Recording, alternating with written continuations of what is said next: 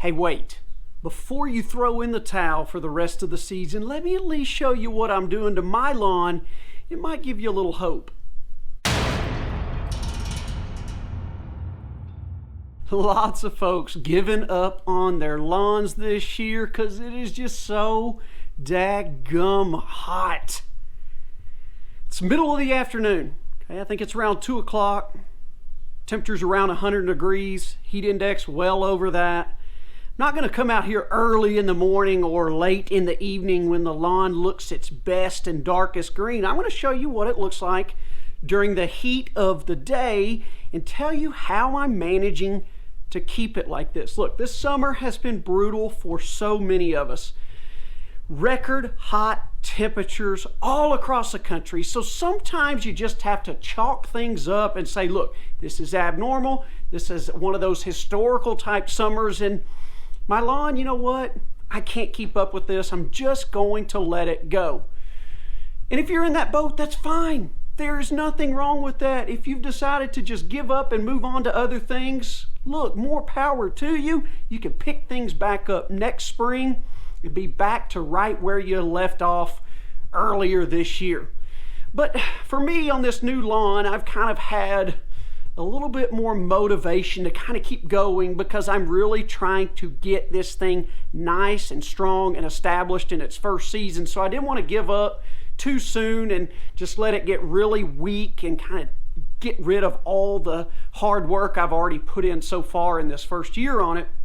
So I have got it in pretty darn good shape with nothing but 100-degree temperatures in the forecast, no rain in sight. We have not had measurable rainfall in, gosh, over 2 weeks now, but we're still hanging in there, and I've been able to manage that with just a few simple tips that you can do super easily. I'm going to turn the camera around here for you and let you see what the lawn looks like.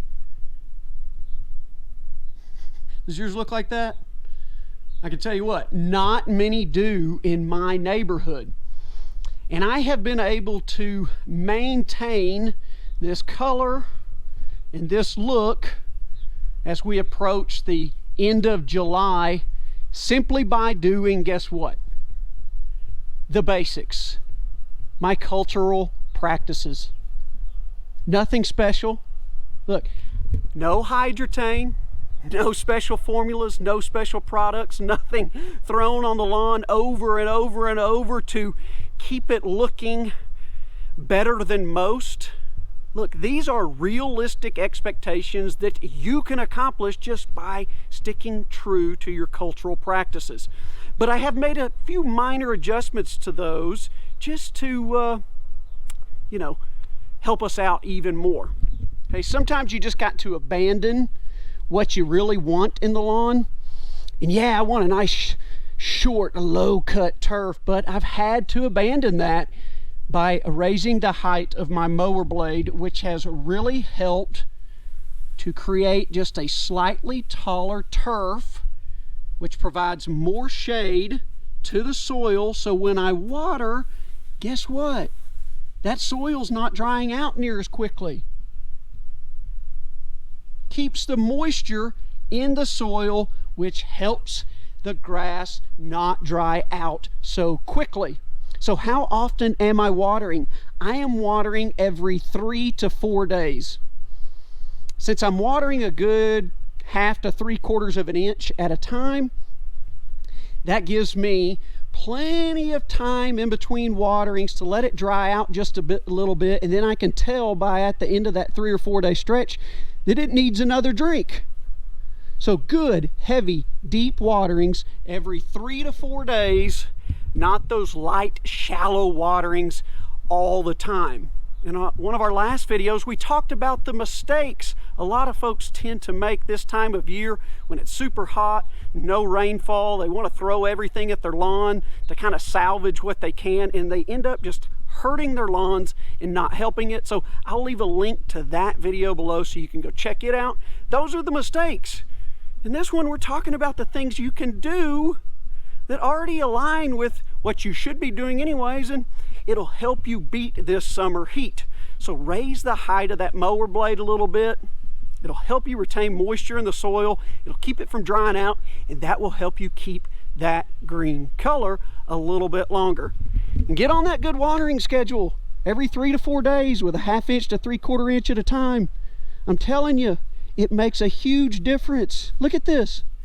Look how thick and green we are. This is not even 1-year-old Bermuda turf on a new construction lawn. And just by doing the cultural practices, mowing, watering, fertilizing, it's making all the difference in the world. We have done 0 weed control. No chemicals, no herbicides, no pre-emergent, no post-emergent. And yes, I've got weeds. But that kind of brings me to number 2. In the last video, we talked about everybody wants to kill weeds this time of year, and that's a mistake in these hot temperatures. Well, you don't want to see the weeds, right? Well, we can tie in that higher height of cut with our weed control. See, we've got crabgrass in there. We've got other weeds. But if you raise up that mower blade, it's helping to kind of hide those, isn't it? They're not so easy to see. So just by raising our height of cut, we don't see those weeds that typically grow faster than our turf does. And what that's helping the Bermuda to do is kind of start overtaking these weeds. Those infrequent deep waterings are making sure the Bermuda gets the water after a few days when it starts to dry out. And these weeds that typically will have shallow roots, especially this newer crabgrass with really shallow roots, it's not getting access to the water, so it's allowing the Bermuda grass to beat the crabgrass. We're really promoting this Bermuda grass growth and not the weed growth. Okay, so just by raising your height of cut, you're also kind of hiding the weeds. You know, if you got a really short cut turf, those weeds grow faster than the grass does, and you see those. I mean, after a day since you mowed, you already see those weeds, and you're like, gosh, I gotta get out and mow again. Okay, and that brings me to the next thing. Mowing frequency. Look, when you see those weeds come up, you kind of get anxious and go, oh, I got to get out and mow again. Here's how I have solved my when do I mow problem. I've set a schedule and I stick to it no matter what. And that schedule is I mow every 3 days, and then after that mow every 2, and then back to every 3, and then every 2. So every 3rd day, then every other day, every 3rd day, and then every other day. And that's how I mow.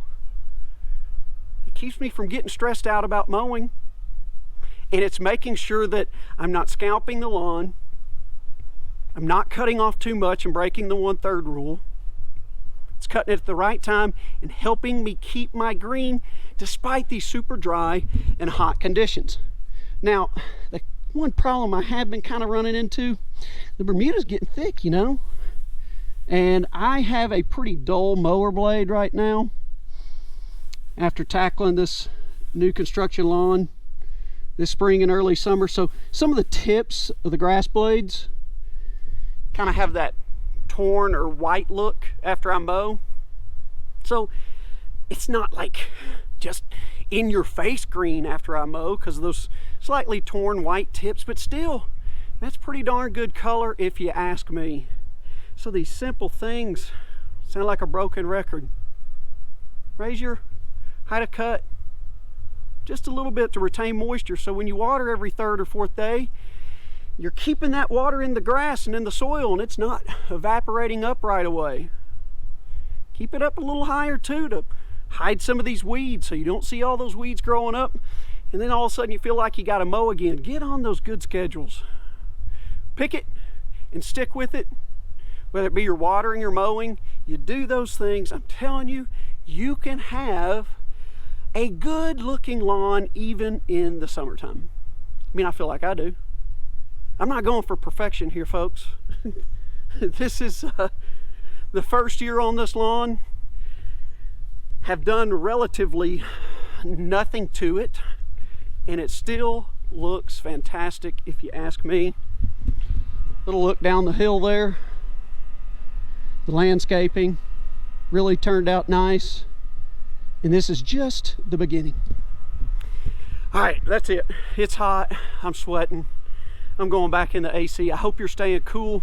If you found this video helpful, please give me a thumbs up, a comment down below. I like to engage with you. Subscribe if you hadn't already. All that good stuff helps out the channel, and I hope to see you next time.